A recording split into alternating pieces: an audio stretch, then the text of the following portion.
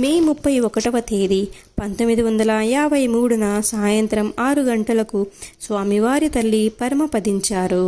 వారి అమ్మగారు ఆఖరి రోజులు వచ్చినప్పుడు స్వామితో, ఇక నా రోజులు అయిపోతున్నాయి, నువ్వు కానీ మీ గురువు సాయిబాబా కానీ నన్ను రక్షించలేరు అని చెప్పారు.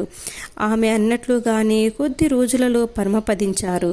అప్పటి నుంచి స్వామికి సాయిబాబాకు మధ్య మాట లేదు. సాయినాథునిది సుమారు 1 అడుగు విగ్రహం ఉండేది. స్వామి దానిని చూపుతోనే పగలగొట్టాలని తదేకంగా చూచేవారు. ఇంతలో స్వామికి నిద్ర వచ్చింది. ఆ మత్తులో ఒక గమ్మత్తు జరిగింది. బాబా స్వామి మధ్యలో ఇంకొక పెద్దాయన మధ్యవర్తిత్వం చేస్తున్నారు.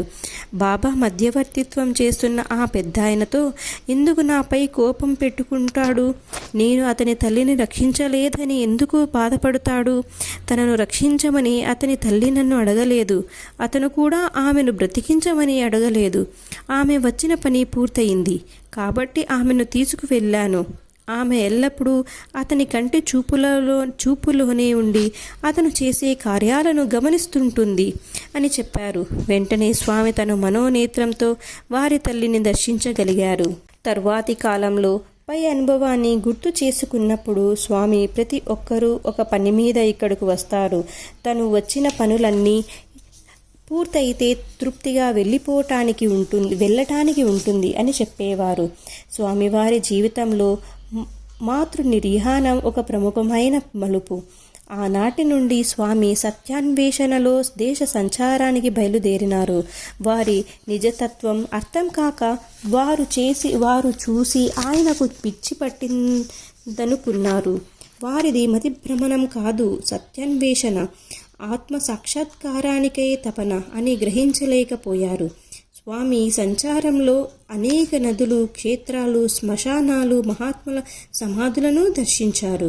స్వామికి మతి స్థిమితంగా లేదని అమ్మయ్య గారు పట్టుదలతో స్వామిని షోలింగర్కి తీసుకెళ్లి పూజలు, రుద్రాభిషేకం చేయించారు. షోలింగర్ నరసింహ క్షేత్రం. అక్కడ అమ్మవారు అమృతవల్లి. ఈ క్షేత్రం ఒక కొండ మీద ఉంది. దాని పక్కనే ఇంకొక కొండ మీద యోగాంజనేయ స్వామి ఉన్నారు. స్వామి అమ్మయ్యలు కొంతకాలం ఆ క్షేత్రంలో నివసిస్తూ సాధన కొనసాగించారు.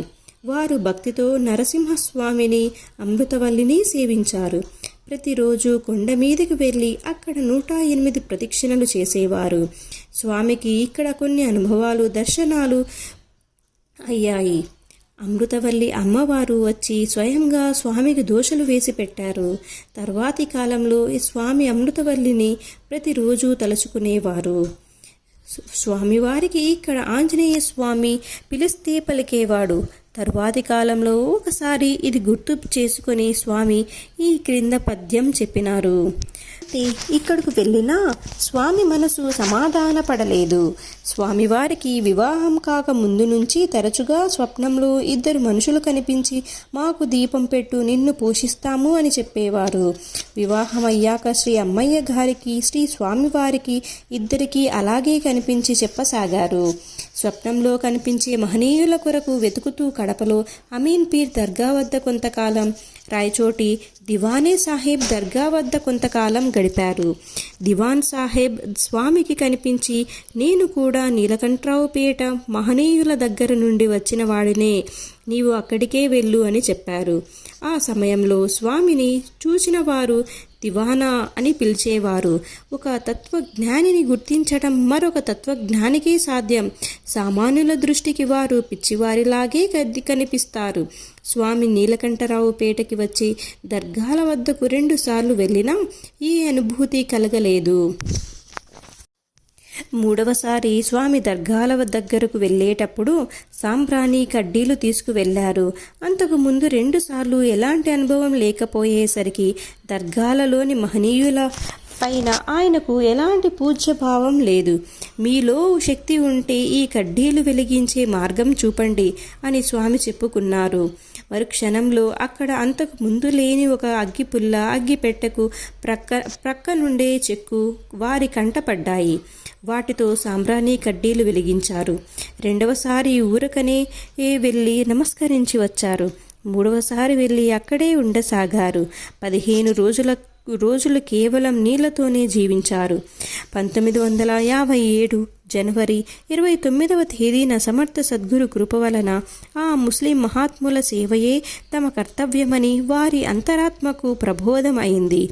అందువలన తమ నివాసానికి, తమ తపస్సుకు అది అనువైన ప్రదేశమని నిశ్చయించుకొని అప్పటి నుండి అక్కడ స్థిరపడినారు.